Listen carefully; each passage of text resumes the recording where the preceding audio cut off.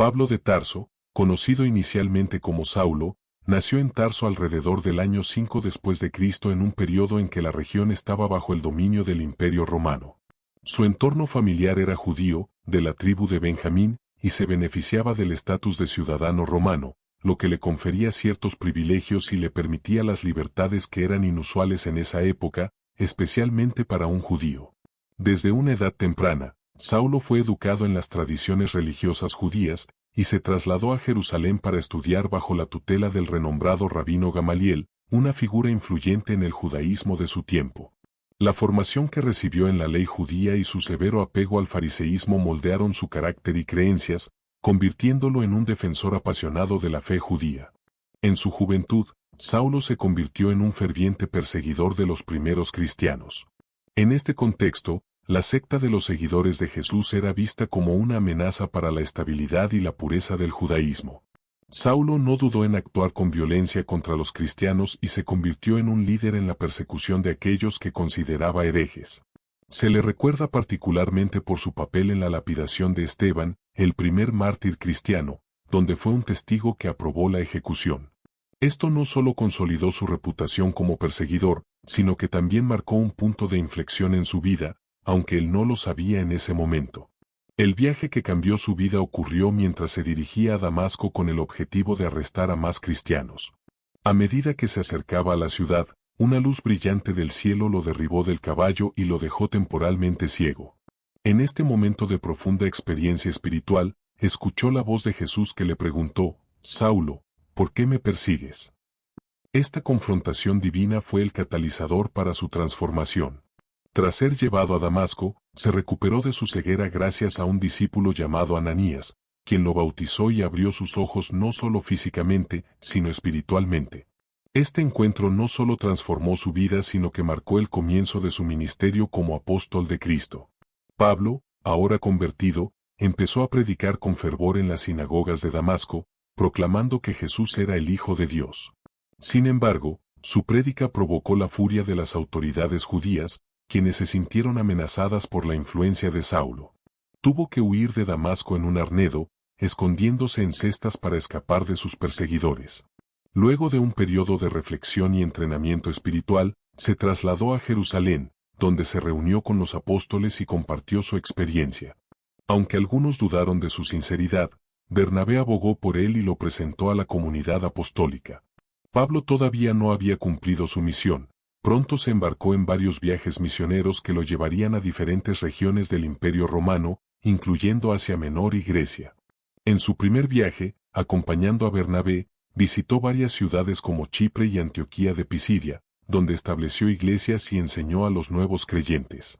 Su enfoque estaba en predicar el mensaje de Jesucristo, enfatizando que la salvación era un regalo de gracia y que no dependía de la observancia estricta de la ley judía.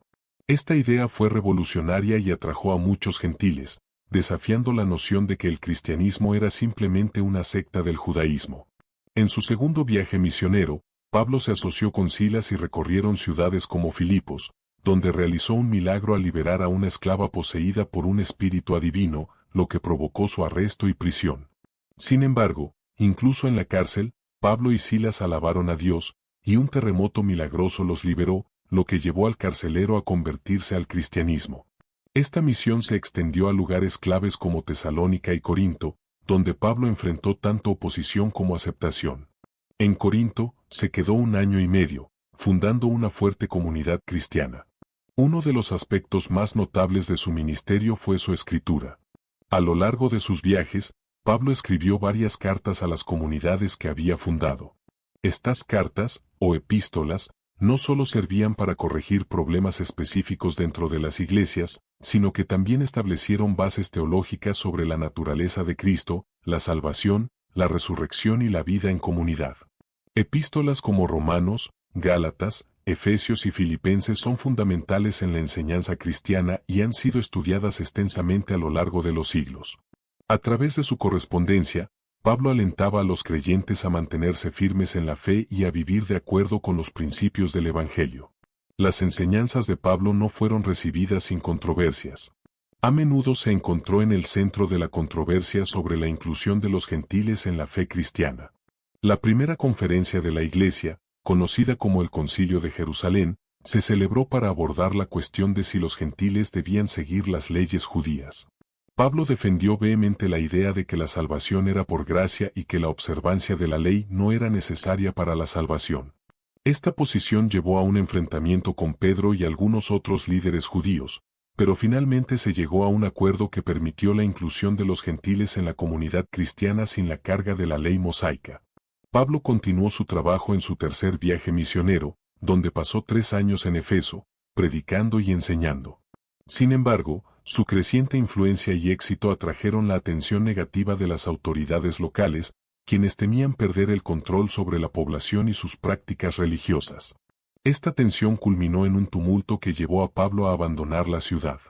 A lo largo de su ministerio, experimentó numerosas persecuciones, arrestos y no pocos peligros. Sin embargo, nunca perdió la determinación de llevar el mensaje de Jesucristo a todos los rincones del mundo conocido.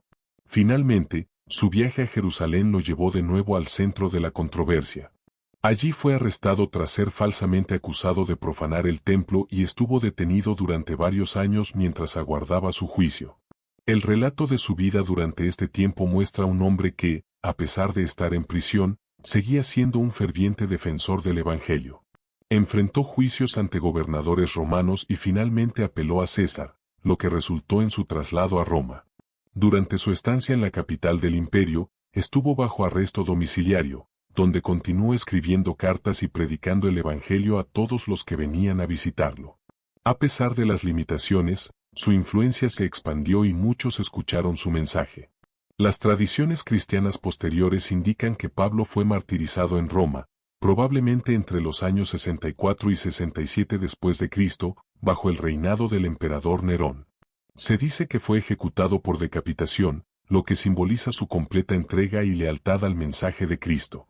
Su legado perdura ampliamente, su vida y enseñanzas han impactado enormemente el desarrollo del cristianismo y la teología a lo largo de los siglos. La influencia de Pablo de Tarso no se limita solo a su impacto en la expansión del cristianismo en el primer siglo, sino que su legado se extiende a la teología, la ética y la práctica del cristianismo a lo largo de los siglos. Su enfoque en la gracia, la fe y la justificación ha moldeado el entendimiento cristiano de la salvación. En sus epístolas, Pablo introduce conceptos profundamente teológicos que se convierten en piedras angulares de la doctrina cristiana. Uno de los temas más importantes en las enseñanzas de Pablo es la justificación por la fe. En su carta a los Romanos, argumenta que los seres humanos son justificados por la fe en Jesucristo y no por las obras de la ley. Esta afirmación provocadora ofreció una nueva perspectiva sobre cómo alcanzar la salvación y redefinió la relación entre los creyentes y la ley mosaica. Su insistencia en que no hay ninguna condenación para los que están en Cristo Jesús, Romanos 8:1, ha resonado profundamente en la experiencia cristiana, ofreciendo un mensaje de libertad y esperanza. Además, Pablo enfatiza la importancia de la comunidad dentro de la Iglesia.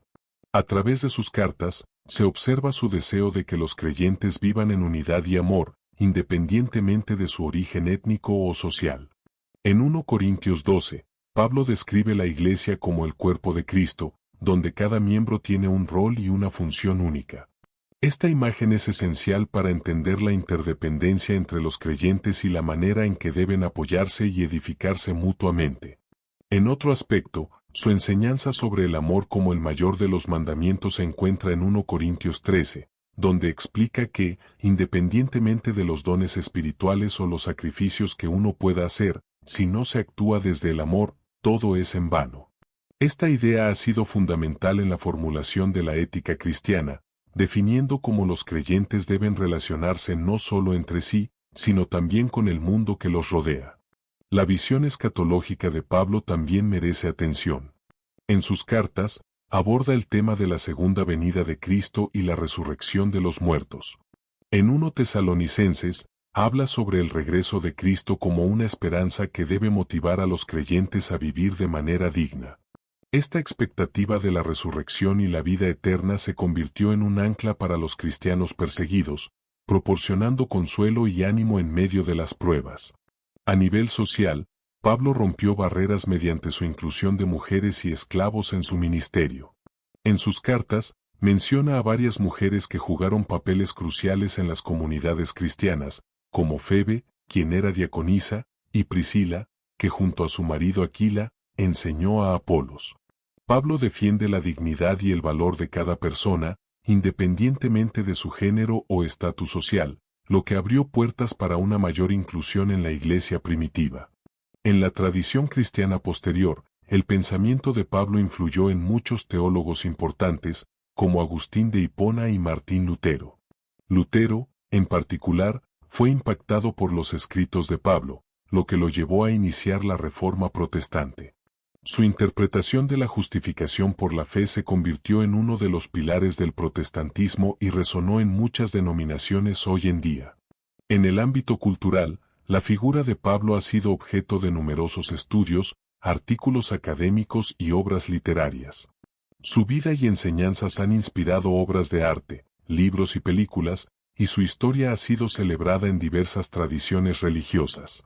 A través de estas representaciones, se subrayan también las luchas, las contradicciones y la profundidad del compromiso personal de Pablo con su fe.